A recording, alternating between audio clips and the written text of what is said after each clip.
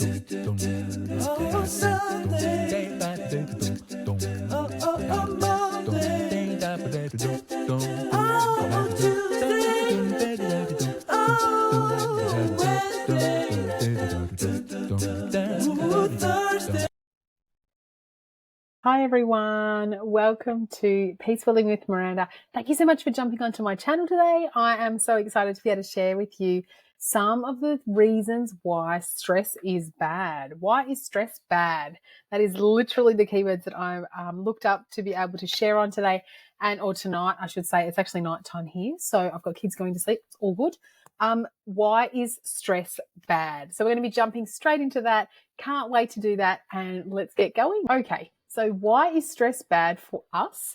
Why is stress bad? If you have got endemic, stress that goes on and on and on, I was going to say endemic, but no, if you've got stress that is consistent, okay, that episodic stress that keeps coming back regularly, then yes, stress is bad. It is very unhelpful for your body. It's very unhelpful for your mind. But those small moments of stress can be extremely helpful. They can be moments that you can do amazing things. There are literally superhuman feats just about recorded from people who have acted in a moment of stress. Okay, there are things like being able to get away from something. Like if something's chasing you down, you need to get away from it. Being able to think much more clearly because your brain is not focused on anything else. It's only focused on survival at that moment. Those sorts of things are what stress is even created for. That's what stress was created for, to be able to help us in those moments. So why does it become a bad thing?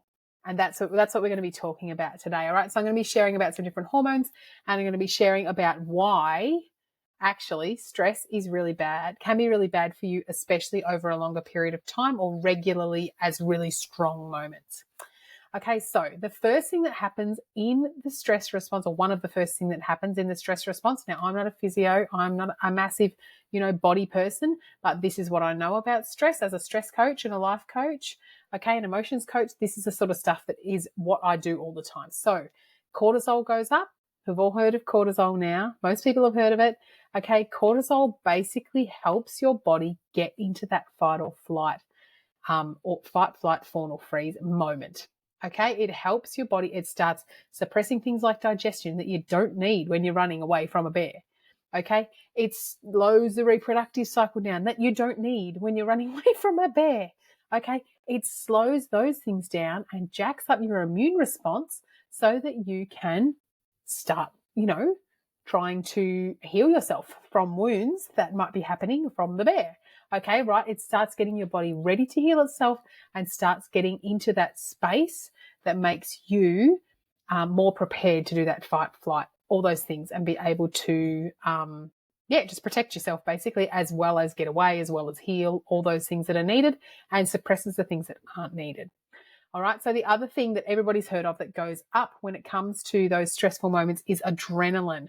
Now, adrenaline is massive and very, very, very helpful, especially if you have it in an EpiPen and you need one because you've got anaphylaxis. That is very important. Now, adrenaline makes your heart pump faster and consequently makes your blood go faster and moves everything, gets everything going, and makes you in that real, let's get moving response. It gives you the energy you need to run, to jump, to lift a car off someone who's underneath it. Those sorts of things are caused mainly by adrenaline. Mums everywhere are secretly, or maybe not so secretly, feeling the constant mum guilt. Now, it feels like a bit of a tightrope just between judgment, guilt, trying to deal with all the things all the time. And we feel guilty, which is actually quite silly, but we feel guilty as a result of not being able to complete everything we need to, do everything we need to, and be there for our kids at the end of the day, let alone ourselves, our partners, and the rest of everything else that we're supposed to be doing.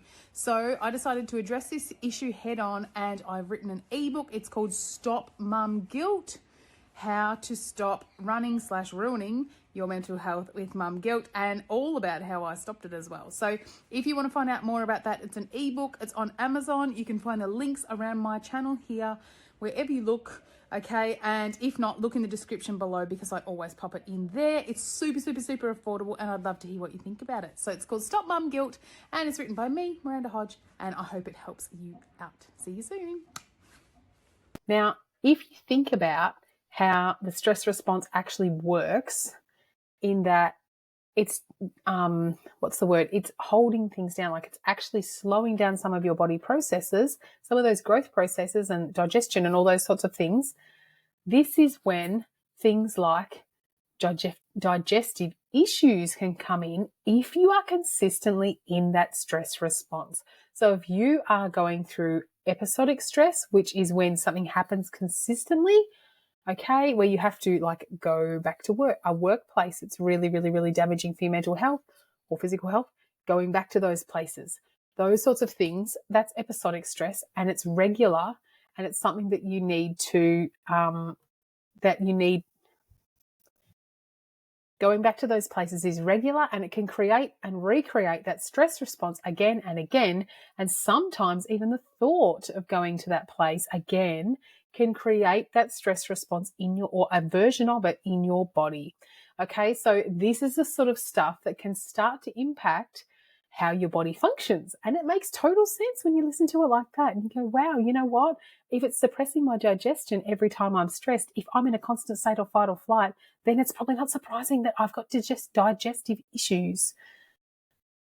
Okay, if I'm in a constant state of stress and it's impacting my reproductive system because it's trying to mute that a little bit so that we can keep rolling, it's probably not surprising that my period hasn't come back because I'm so stressed. You see what I'm saying? All of those things are very, very important. And they're just two of the things that the stress system, that this going into fight or flight actually can impact. But you can see my point. If we are stressed, and we're consistently stressed, that is why stress is bad for you, because it creates a system in your body that is not actually needed to be a consistent system. You are not supposed to be running in fight or flight all the time. It's supposed to be in rest and digest. Parasympathetic nervous system, which is vagus nerve, and peaceful, more peaceful, so your body can go, I am actually going to digest. That's why it's called rest and digest. These sorts of things are so important. And that's the reason why people are trying to move from stressed, to less stressed, more peaceful, learning about rest and digest. And right there in the middle, and this is the bit that I love, and for ages I was like, but what's in the middle? What do? We go from this to this. Right there in the middle are things like a sensory calming, so CNS, so central nervous system calming, which involves things like vagus nerve stimulation. It involves things like journaling or gratitude, some people do yoga, stretching, physical stuff with your body, humming, singing, talking to people, obviously talk therapy, okay, literally do that as well as this other stuff as well, embodied movement, moving through those from stressed to less stress, or not constantly stressed. That's a massive deal, okay, because then you are teaching your body how to take a breath, how to be calm, okay, how to go, you know what, I am safe. And for some of us, that's a huge deal because we actually haven't been safe, or we didn't grow up safe, and therefore it's much harder to step out of that, okay, to step out of that constant fight or flight. All right, and then that's the stuff when you start having digestive issues and all those sorts of things. And I know a little bit about that because I've actually been through a lot of this stuff myself, okay, and helped others through it. All right, so why is stress bad? Let's just do it in a nutshell. Stress can be bad. It's not always. Stress can be bad because when you are stressed all the time, your body is constantly working in a state it's not supposed to work in for a long period. Basically, your body's supposed to work in rest and digest, in the parasympathetic nervous system space.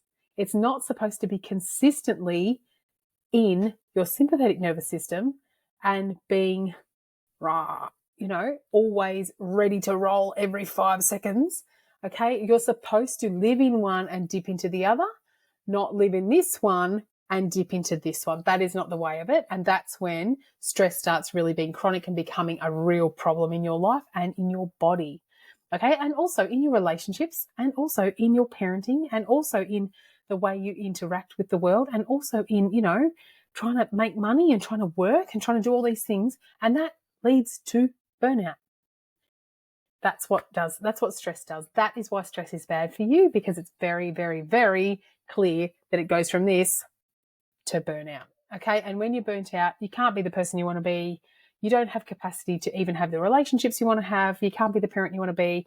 You're exploding at everybody all the time. And you just generally don't feel good at all. And your body's not working well at all. And then you have to start learning in a hurry, I might just add, how to get back into that rest and digest state. And it can be harder because you don't have any capacity to work towards that stuff when you're burnt out, or you have a much more limited capacity. All right, so there you go. That's my little video on why is stress bad. And I love talking about this stuff. If you want to know more about stress, if you want to jump in with me and have a chat about stress, okay, if you want to jump into a session with me, I do them on Zoom. I also do them in person at the Adaptive Integrated Health Centre in Leopold in Victoria, Australia. If you are there, then I'd love to have a chat with you in person. Otherwise, I always do things on Zoom, and I can help you with your stress and start to tease some of it out a little bit so that you don't have to feel so stressed anymore, and you can start working on building that rest and digest state so you don't have to move towards burnout. That's what's going on here. All right. Otherwise, have a beautiful, amazing day. Don't forget to check out the Mum Wellbeing podcast. There's more stuff on stress there. And I'm going to be sharing more about this and also more about some healthy routines and different sort of things like that up on this channel very, very shortly. I am trying to get a video out a week, but with 3 kids and work and everything else, I've got lots going on. So Miranda out. Hope you have a beautiful day. And again, if you have missed this, I forgot to share this before. If you have missed this, this is my self-discovery journal. Okay, it is prompts as you learn to love yourself. It's 28 days. It's $20. Okay, and it's all about you answering some of these questions. Why don't you want to ring that one person? Are you making time to be social? Answer those questions. I challenge you to do one every day for 28 days. They're $20. If you want to grab one, you can look at the link below and find out how to. Okay, and not at the link below, look in the description and find out how to. Other than that, have a beautiful, amazing day, and I will catch you soon. Bye.